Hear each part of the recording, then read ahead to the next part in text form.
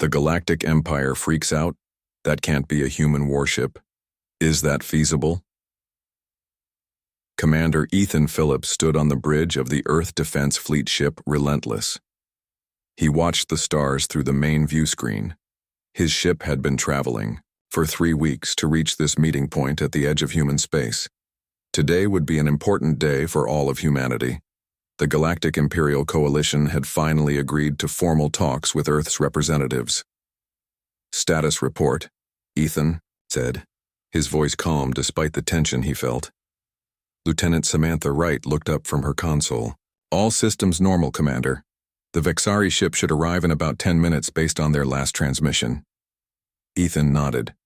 The Vexari were the dominant species in the coalition. They looked somewhat like large insects, with hard outer shells and multiple limbs. They had been the first aliens to contact Earth 15 years ago. Since then, relations had been tense but peaceful. The Vexari saw humans as primitive newcomers to space travel, barely worth their notice. "Communications check," Ethan ordered. Officer Jordan Miller tapped at his screen. "All channels clear, sir. Translation systems are ready." Ethan walked slowly around the bridge. The Relentless was not like other human ships that had met with alien vessels before. Those had been simple transport ships or small escorts. The Relentless was different. It was a true warship, though its appearance had been carefully designed to hide its true capabilities. "They're here," Samantha announced as alerts flashed across her screen. One Vexari vessel dropping out of faster-than-light travel. The view screen shifted to show a massive ship appearing in a flash of blue light. The Vexari vessel was huge, at least 5 times the size of the Relentless. Its hull was covered in strange patterns that glowed with green energy. Large weapon ports were clearly visible along its sides. "That's a dreadnought," muttered Chief Engineer Alan Garcia, who had just arrived on the bridge. "They sent a major warship to a diplomatic meeting." "Trying to intimidate us, no doubt," Ethan replied quietly. "Let's not give them the satisfaction." The communications system chimed. "They're hailing us," Jordan reported. "On screen," Ethan ordered, straightening his uniform. The view screen changed to show the bridge of the Vexari ship. A large Vexari with dark green plating sat in what appeared to be a command chair. Its multiple eyes blinked in sequence as it looked at the humans. "I am Admiral Zex Talon of the Imperial Vexari Dominion," the alien said, its voice translated into English by the ship's computer. "State your purpose and identification." Ethan stepped forward. "Admiral, I am Commander Ethan Phillips of the Earth Defense Fleet ship Relentless. We are here for the scheduled diplomatic talks between Earth and the Coalition." The Vexari's mouth parts clicked rapidly. "This vessel is not the one described in our agreement. You were to bring a civilian diplomatic ship. This appears to be a military vessel. The Relentless is serving as a diplomatic transport for this mission," Ethan explained calmly. "We carry Earth's official representatives.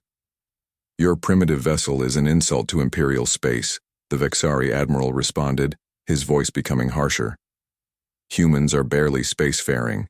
You will submit to inspection and classification as a Tier 7 protectorate species." Ethan felt his jaw tighten.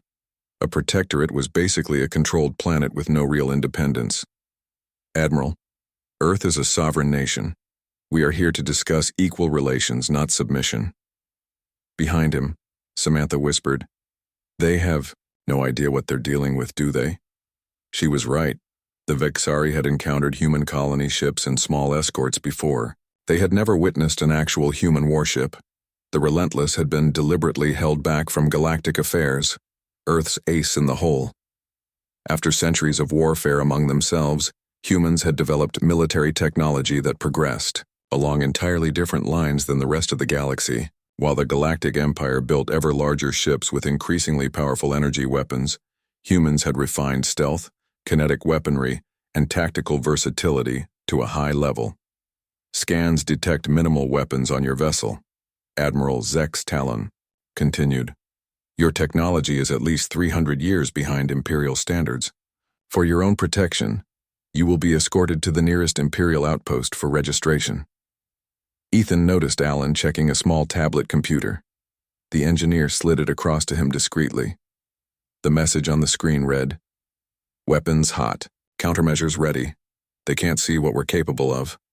"Admiral," Ethan addressed the Vexari, keeping his voice diplomatic, "we respectfully decline your inspection. We will be continuing our mission as representatives of Earth." The Vexari's eyes narrowed.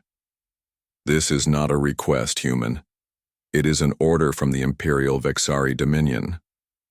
And we are not subjects of your dominion," Ethan replied. "We came here for peaceful talks. If that is not possible, we will return to Earth space." The Vexari made a sound that the translator didn't catch. It sounded angry. "You will comply or face the consequences of defying the Empire." Ethan shook his head. "We will not." The transmission cut off abruptly. "They're powering up weapons," Samantha reported, her fingers moving quickly across her console. "So much for diplomacy," Ethan sighed. "Battle stations. Activate defensive systems but hold fire unless I give the order." Alarms sounded throughout the ship as crew members rushed to their posts.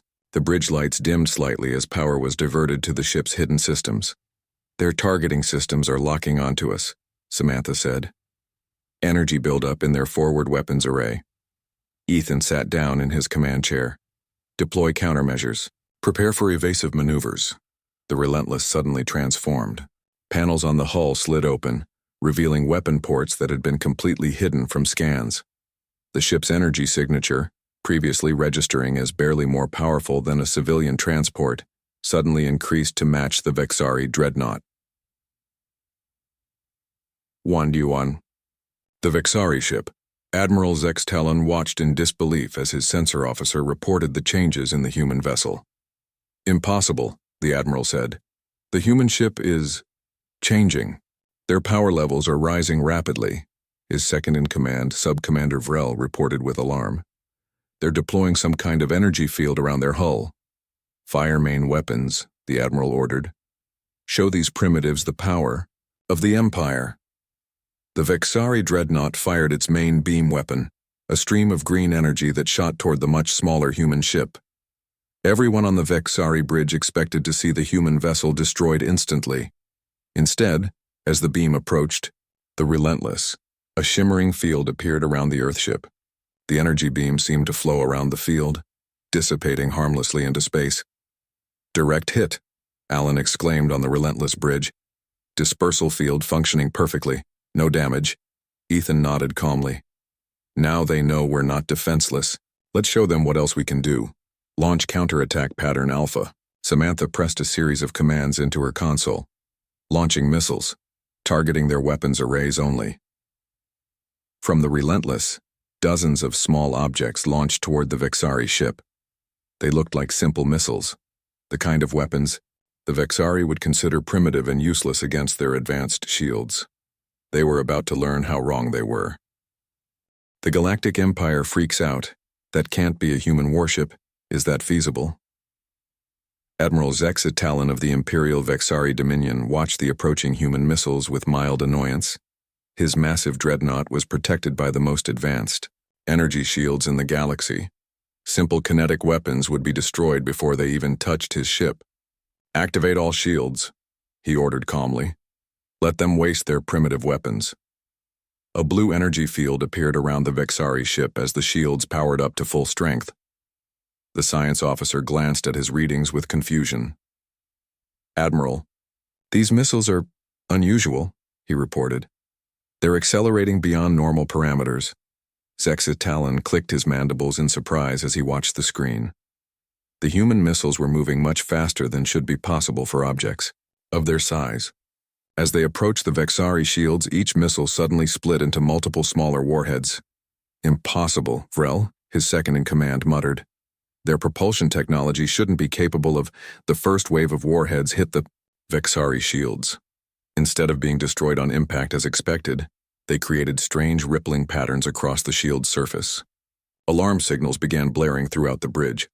"Shield harmonics are destabilizing," the defense officer shouted. "The warheads contain some kind of antimatter payload specifically calibrated to our shield frequency." Zex Talon gripped the arms of his command chair. "How could they know our shield frequencies?" Recalibrate immediately. Before the shields could be adjusted, the second wave of warheads struck. Several broke through the weakened shields and exploded against the dreadnought's hull. The entire ship shuddered from the impacts. Hull breach in sections 12 through 15, an officer reported. Weapons Array 2 is offline. On the bridge of the Relentless, Lieutenant Samantha Wright monitored the attack with professional calm. AMAT warheads functioning as designed, Commander. Antimatter-tipped penetrators are disrupting their shield harmonics. We have confirmed hits on their main weapons array. Ethan nodded, his face serious but satisfied. Let's not push too hard, Lieutenant. We want to disable them, not destroy them.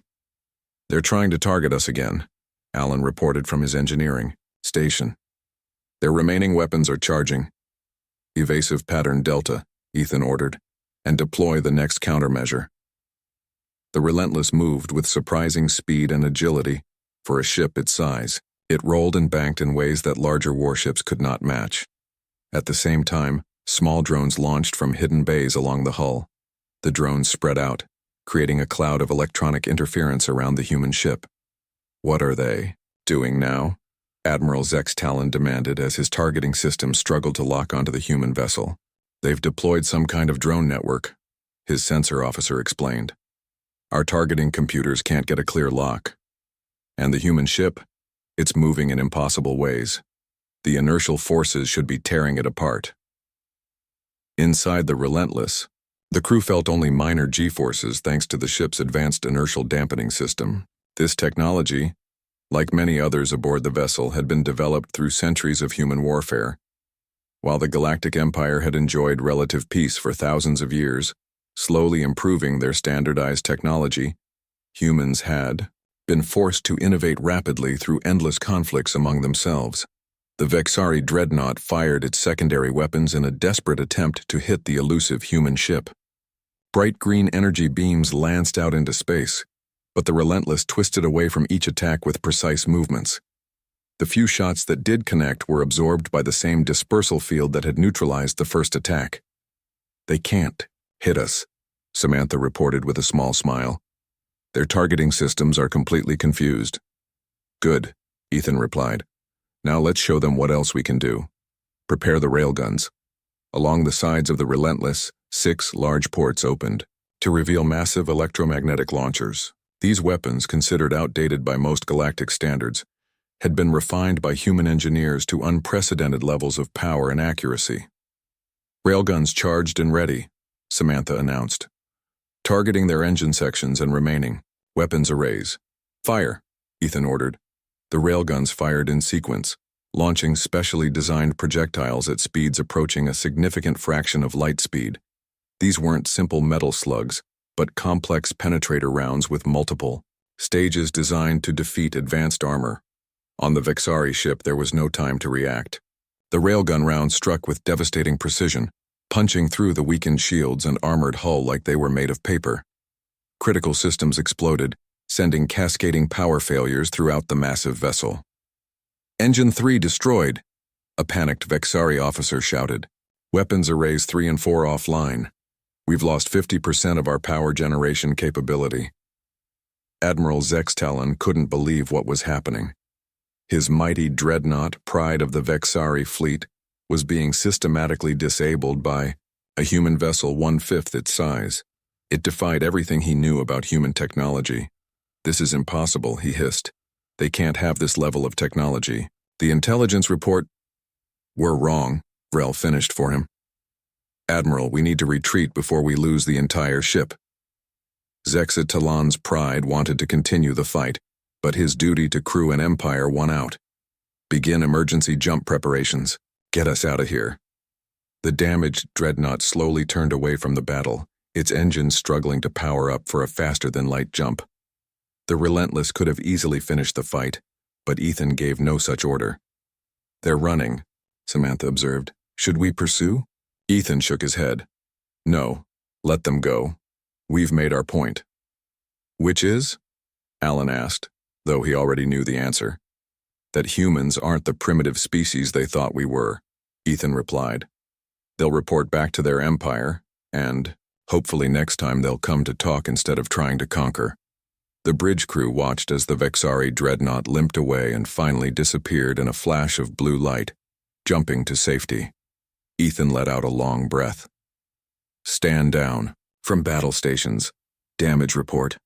Minimal damage, Alan reported after checking his systems.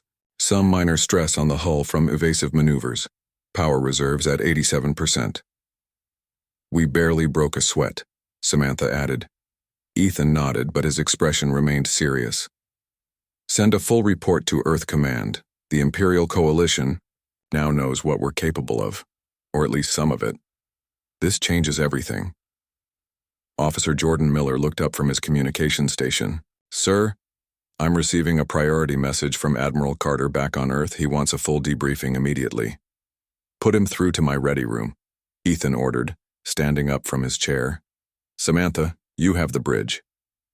As Ethan walked toward his private office, he knew that the brief battle they had just fought would have far-reaching consequences. The Galactic Empire had always assumed technological superiority over all other species. That assumption had just been shattered. The humans had revealed their hand, but it was only a fraction of what they were truly capable of. The question now was how the Empire would respond to this revelation. Would they recognize Earth as equals, deserving of respect, or would they return with an overwhelming force to eliminate the potential threat? Either way, the galaxy had just changed forever. The Galactic Empire freaks out. That can't be a human warship. Is that feasible? Grand Strategist Kelvor of the Galactic Imperial Coalition stood in the center of the council chamber. His tall, slender frame was tense as he addressed the gathered representatives of the Coalition's most powerful species. The battle recordings from Admiral Zexitalan's dreadnought played on a large holographic display behind him. As you can see, Kelvor said, his voice grave, the human vessel disabled a Vexari dreadnought in under 20 minutes. Admiral Zexitalan was fortunate to escape with his ship at all. The council chamber erupted with voices as the various alien representatives spoke over each other. Some demanded immediate military action. Others called for more information. A few even suggested peace talks. Councillor Drez, representing the warlike Krontar species, pounded his armored fist against the table. One ship, one lucky engagement. We should crush these humans now before they become a genuine threat. Drez was a massive being with gray, rock-like skin and 4 powerful arms. The Krontar were known throughout the galaxy as fierce warriors, quick to solve problems with force. High Minister Alara of the telepathic Sibyllane race raised a slender hand for silence. Unlike the Krontar, the Sibyllines were thin, graceful beings with pale blue skin and large all-black eyes. They were known for their wisdom and careful thinking.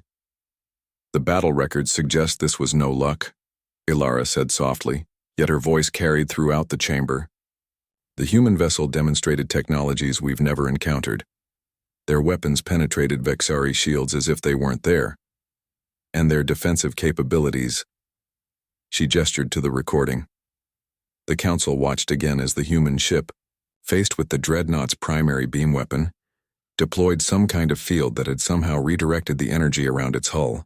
Even more surprising, the smaller human vessel showed maneuverability that should have been impossible for a ship of its mass. Our intelligence reports suggest this vessel, the Relentless, is not even their most advanced warship, Alara continued. It appears to be a mid-tier cruiser in their defense fleet. The implications sent murmurs throughout the council chamber. How can this be possible? Asked the representative from the insect-like Zarlax hive. Humans have only been in space for less than 2 centuries. They shouldn't have this level of technology. Kelvor stepped forward again. That is the question we must answer. Our previous assessments of human technological capability were clearly wrong.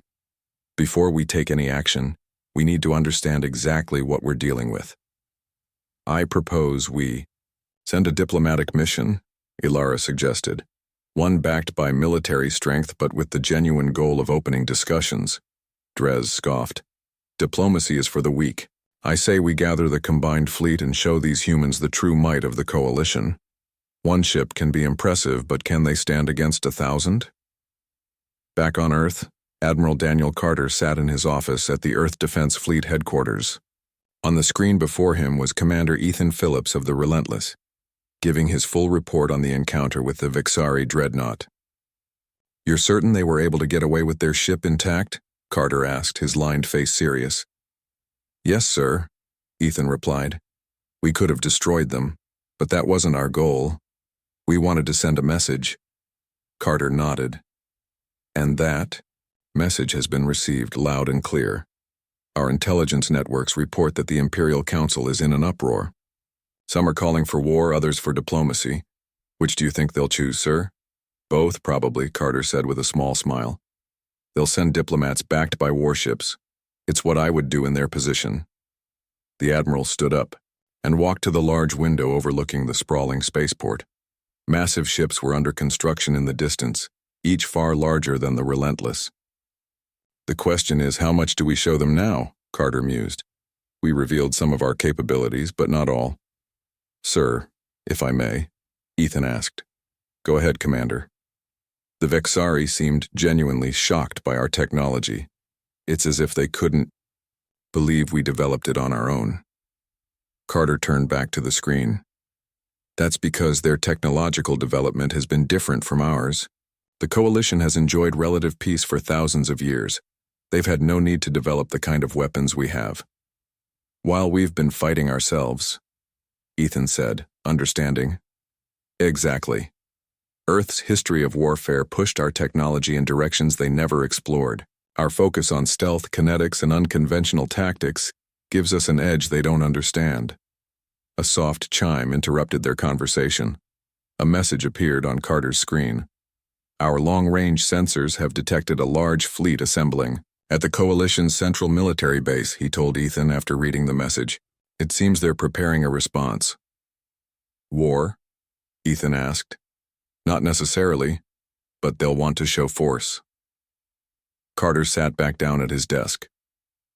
"The Relentless performed admirably, Commander, but the real test is yet to come. Return to Earth immediately. We need to prepare." On the Relentless, after the communication ended, Ethan made his way back to the bridge.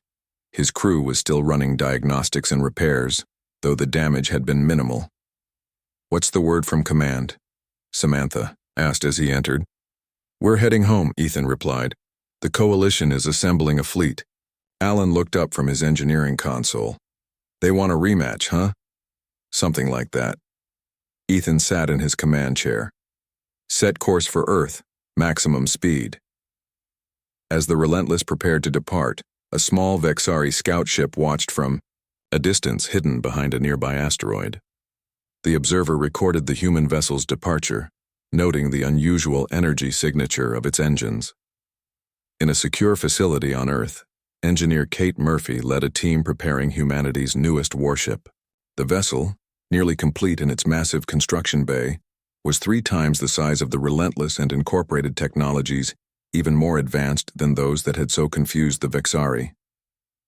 "The test results from the Relentless engagement are promising," she told her engineering team as they gathered around a holographic display.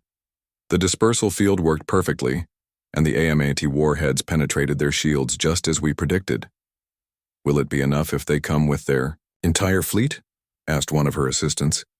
Kate studied the schematics floating before her. The new ship's capabilities far exceeded anything humanity had deployed before. "Let's hope we don't have to find out," she said. "But if we do, we'll be ready." Across the vast distances of space, both sides prepared for what might come next. The Galactic Imperial Coalition, once confident in its superiority, now faced an unexpected challenge from what they had considered a minor, primitive species. And humanity, long aware of its vulnerable position in the galaxy, prepared to defend its independence with technologies born from centuries of conflict. The galaxy stood at a crossroads. The next move would determine whether there would be war or peace between humans and the most powerful empire the galaxy had ever known. The Galactic Empire freaks out that can't be a human warship. Is that feasible? 2 weeks after the encounter between the Relentless and the Vexari dreadnought, a prisoner exchange was arranged at a neutral space station. Lieutenant Zexavera, a young Vexari officer who had been captured during the battle, was being returned to his people. In exchange, the coalition was releasing 3 human merchants they had detained near their border. Chief Engineer Alan Garcia escorted the Vexari prisoner to the airlock where the exchange would take place. Despite being enemies, Alan had spent time talking with Zexivera during his captivity. The Vexari officer was curious about human technology, and Alan had been permitted to satisfy some of that curiosity without revealing critical secrets. "I still don't understand," Zexivera said as they walked. "Your vessel is so small compared to our ships. How can it generate enough power for your weapons and defenses?" Alan smiled slightly. "Different approach to power generation. You build bigger reactors.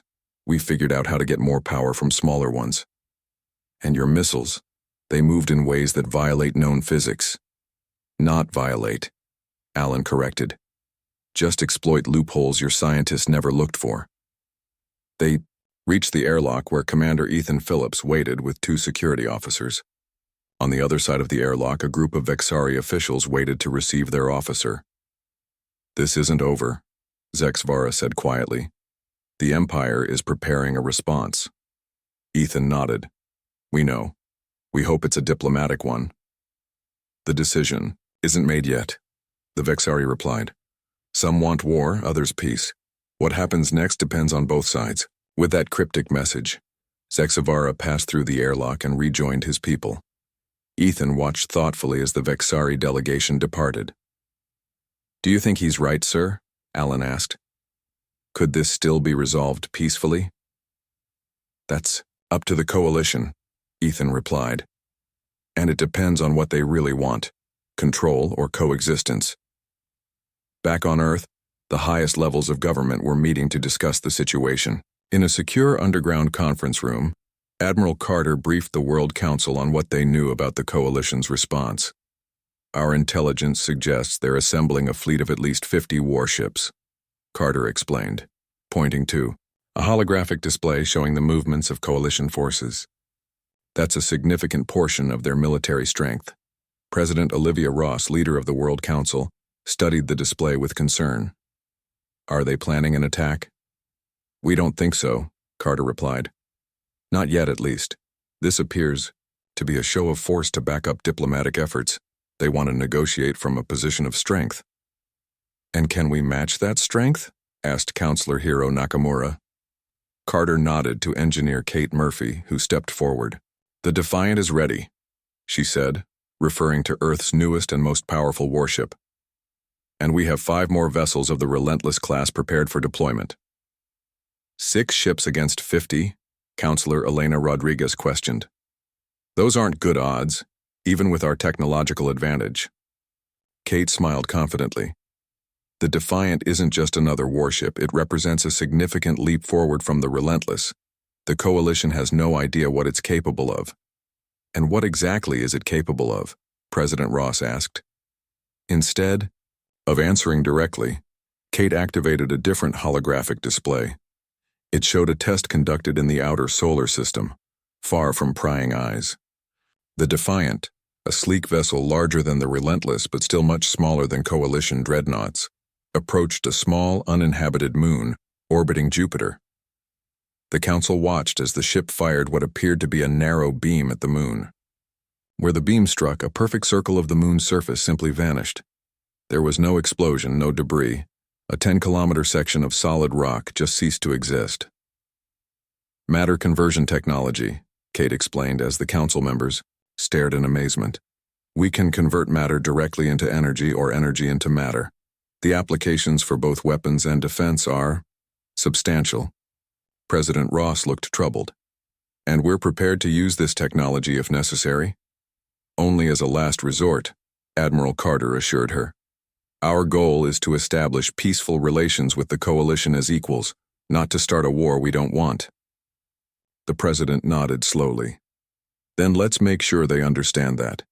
Prepare a diplomatic mission, Admiral, but make sure the Defiant is ready to support it." Meanwhile, in deep space, the coalition fleet was gathering. 50 warships of various sizes formed an impressive display of military might. At the center was the flagship of the combined fleet, a massive dreadnought called the Imperial Judgment. It was twice the size of the vessel that had confronted the Relentless. On its bridge, Admiral Zorthul studied the reports from military intelligence. His 4 eyes blinked in sequence as he absorbed the information. "These humans are more dangerous than we realized," he told his officers. "Their technology follows different principles than ours. This makes them unpredictable.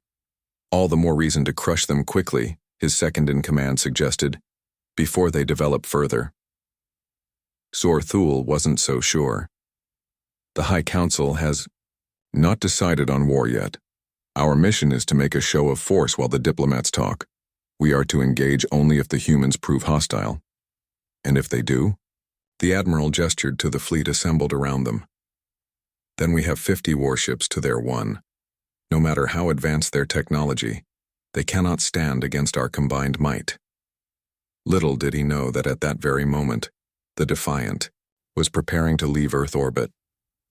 Commander Nicole Hayes stood on its bridge reviewing final preparations with her crew. "All systems are green," reported her first officer, Lieutenant Paul Jackson. "The new drive is operating within expected parameters." Nicole nodded. "Good. We'll rendezvous with the diplomatic vessel at the edge of the solar system. From there, we'll escort them to the meeting point." She studied the tactical display showing the location of the Coalition fleet. It was a formidable force, designed to intimidate. But the Defiant carried technologies that could change the balance of power in the galaxy overnight. Nicole hoped they wouldn't need to use them. "The diplomats are ready to create peace," she told her crew. "We're ready in case they fail. Let's hope for the best but prepare for the worst."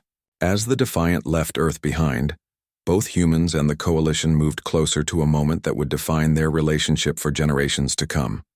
Peace or war hung in the balance, and the advanced technology that humans had developed through centuries of conflict might be the very thing that prevented a new conflict from beginning, or the spark that ignited it. The Galactic Empire freaks out.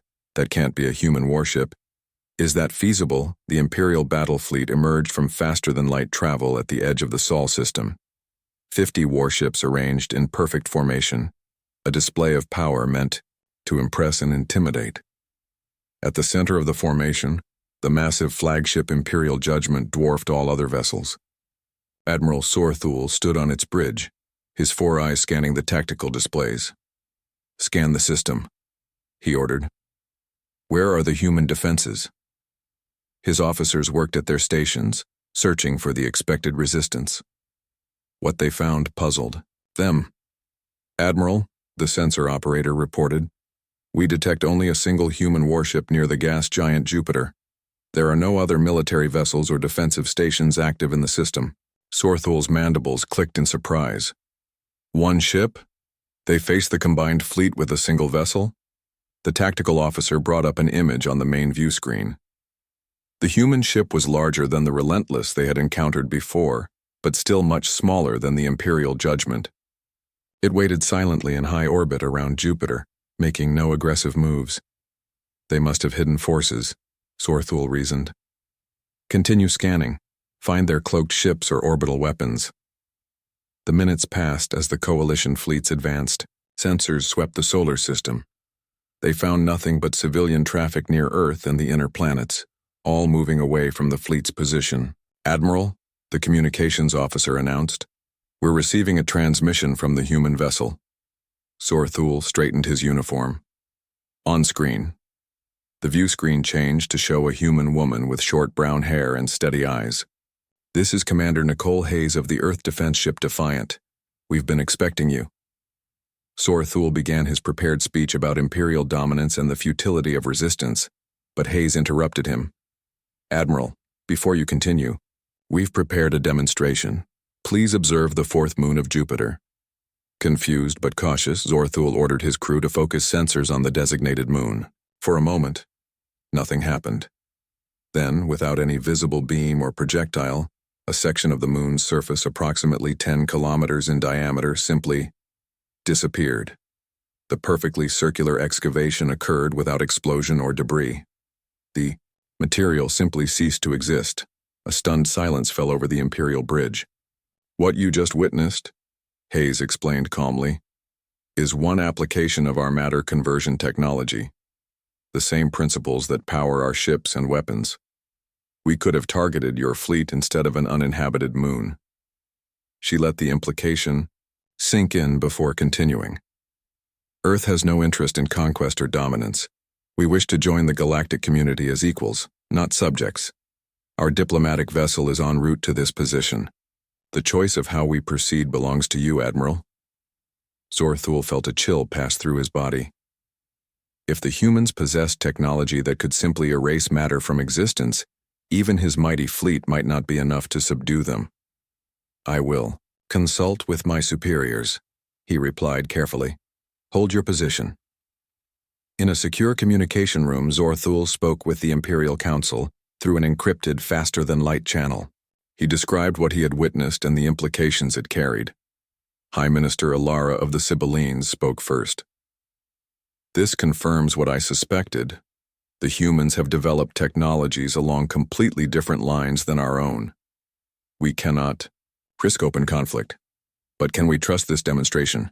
Councillor Drez of the Krontar demanded. "It could be a trick, an illusion to make us fear them." "My sensors confirmed it," Zorthul replied. 10 kilometers of lunar matter simply cease to exist. If they can do that to a moon. The implication was clear. The combined fleet, impressive as it was, might be vulnerable to weapons they had no defense against. "I recommend we proceed with diplomatic discussions," Zorthul concluded, "from a position of mutual respect rather than dominance." After a brief debate, the council agreed. The human diplomatic vessel was allowed to approach, and representatives from both sides met aboard a neutral station positioned between the two fleets. On Earth, Admiral Carter and Engineer Kate Murphy watched the proceedings through a secure feed. They sat in a monitoring station with Major Peter West, who had helped develop the matter conversion technology. "Do you think they'll believe it?" West asked nervously. Carter nodded. "They have to. The alternative is unthinkable to them." What the Empire couldn't know was that the demonstration, while real, represented the absolute limit of current human technology. A prototype system that couldn't be used again for months. The Defiant's matter conversion device required enormous power and had nearly drained the ship's reserves just to create that single demonstration, but perception was everything in diplomacy. 3 days later, Earth signed its first treaty with the Galactic Imperial Coalition, not as a protectorate, but as a recognized independent power. The treaty included mutual defense provisions and technology exchange programs that would benefit both sides. Commander Ethan Phillips of the Relentless was present at the signing ceremony. He stood beside Commander Nicole Hayes of the Defiant as Admiral Carter signed the document alongside the Imperial representative. "Do you think it will last?" Ethan asked quietly. Nicole smiled. "I think it has a better chance than war. We scared them, yes, but we also showed restraint. That counts for something." 6 months later, the first official technology exchange program began. Vexari scientists worked alongside human engineers at a research facility in orbit around Mars. Among them was Lieutenant Zexavara, the former prisoner who had spoken with Alan Garcia about power generation. "Your approach to technology is fascinating," Zexavara told Alan as they collaborated on a new type of energy system. "You think differently than we do." "Different paths lead to different solutions," Alan replied. "That's why this exchange is so valuable. We both have things to teach each other."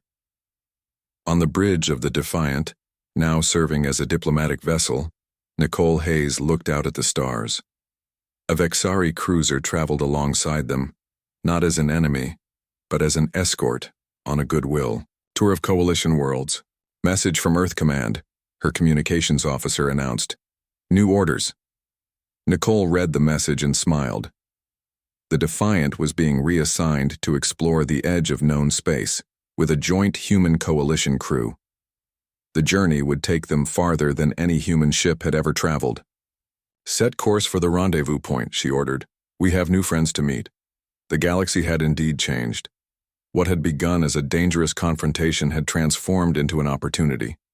The Galactic Empire had freaked out at the capabilities of human warships, and in doing so, had been forced to reconsider their entire approach to galactic politics.